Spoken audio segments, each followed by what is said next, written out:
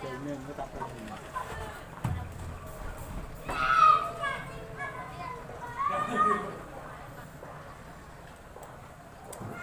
ดูนะครับท่านผู้ชมเมื่อกี้มันดีนะครับเพราะว่าฟ้ามันเหลื่อม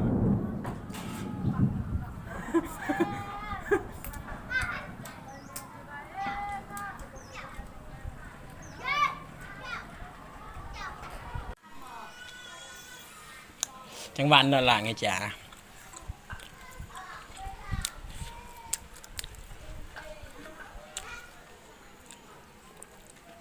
นี่คือวิธีแดกนะครับ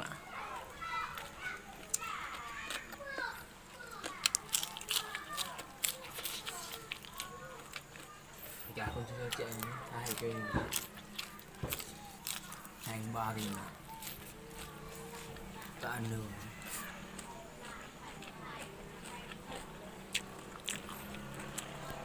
ฝนใกล้จะตกจนน้ำมันพาหัวนี่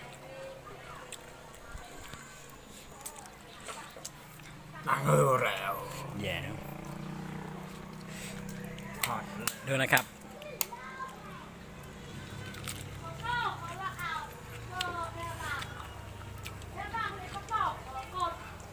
สมหุงเขาตำเอง đã nghe cái chai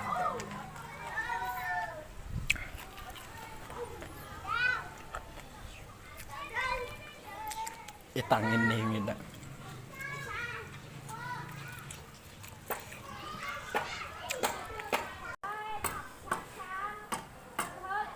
คือไง เป็นไงเด็กไงเลยครับเป็นแต่ว่า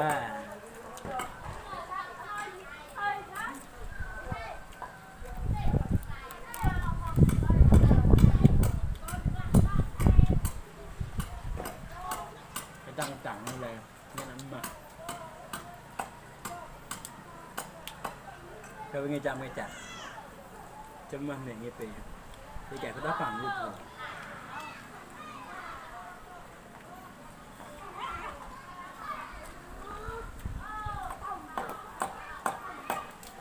nó có tội chứ nè ăn cái chả cái chả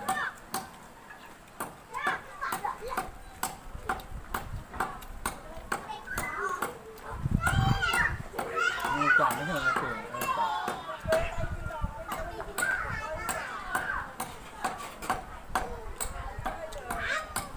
đây này các bạn lên tội bạn mặt mà đã mặt có lêu rên này mặt qua cái đèn chết nè cứ tham gia đảo bạn lần tình test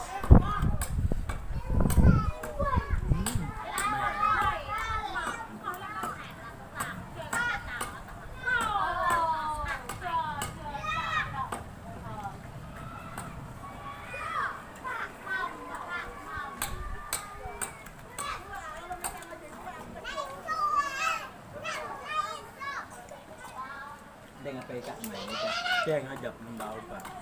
หนักไปเอาครับ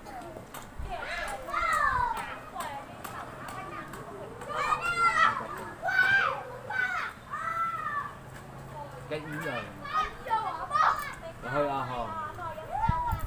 chân crack cả mình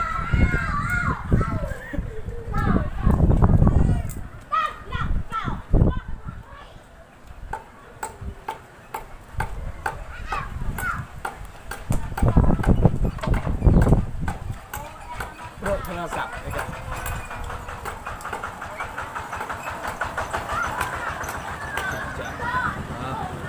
เวลามันเลยดูให้จำเลยดูนะครับท่านผู้ชมแรก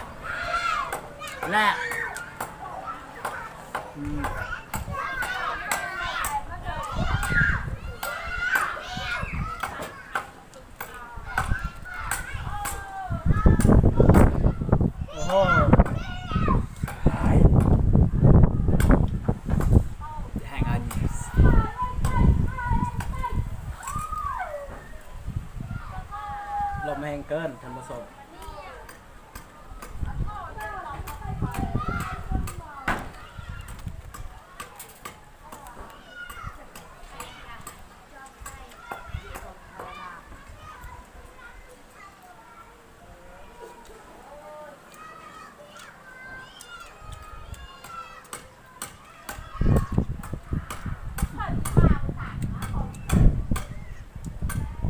là mình tinh tạt em mình này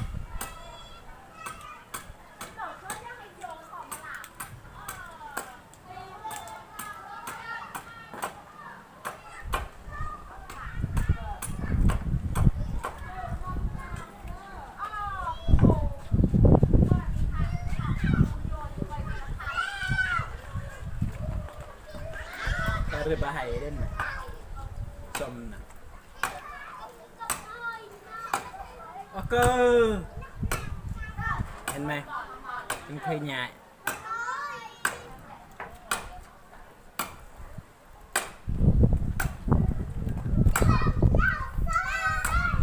ต้องกำลังอะไรจ้าแจงเจอไงกับตอบ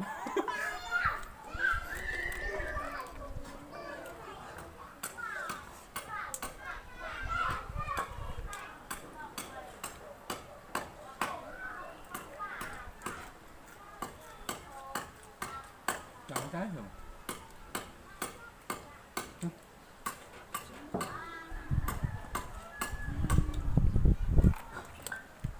vừa là trong con cào của chả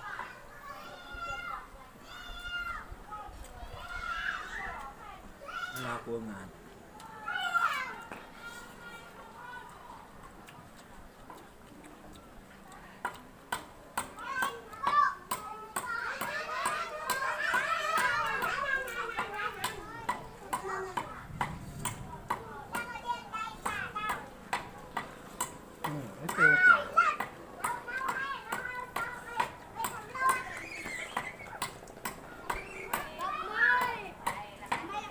trên tập con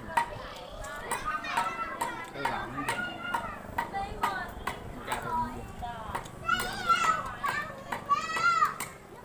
chặt nó dần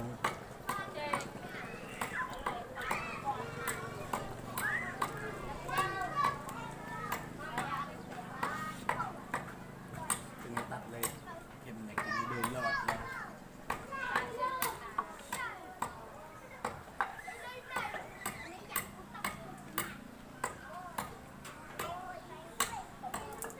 tao về đường sập bài đi lại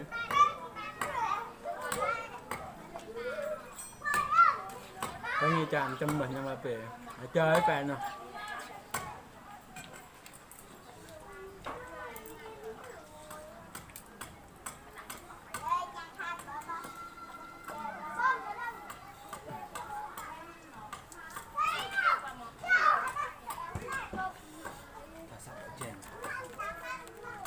kèm cái linh kèm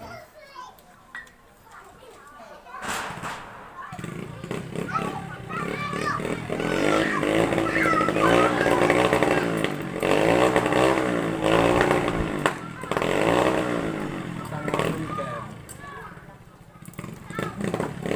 xiềng ngập tao cuộn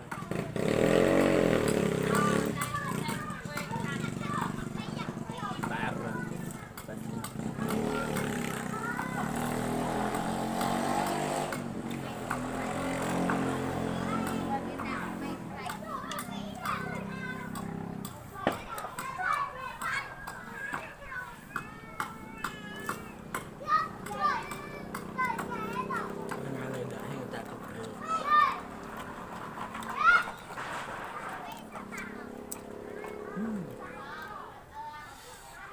chưa có lại bạc và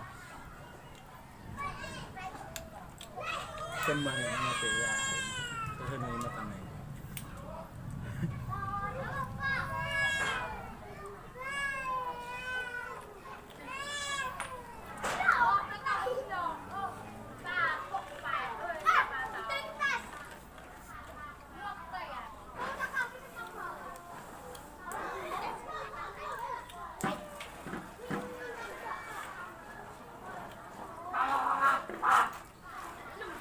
chào tạnh lên đây lên trong thịt ở đường như vậy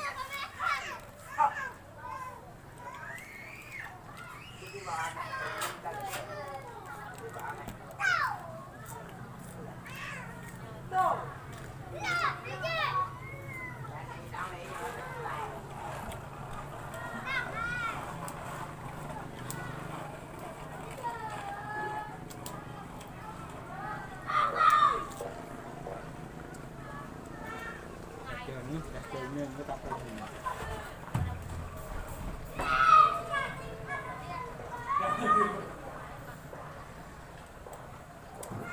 ดูนะครับท่านผู้ชมเมื่อกี้มันมีนะครับเพราะว่าฟ้ามันเหลื่อม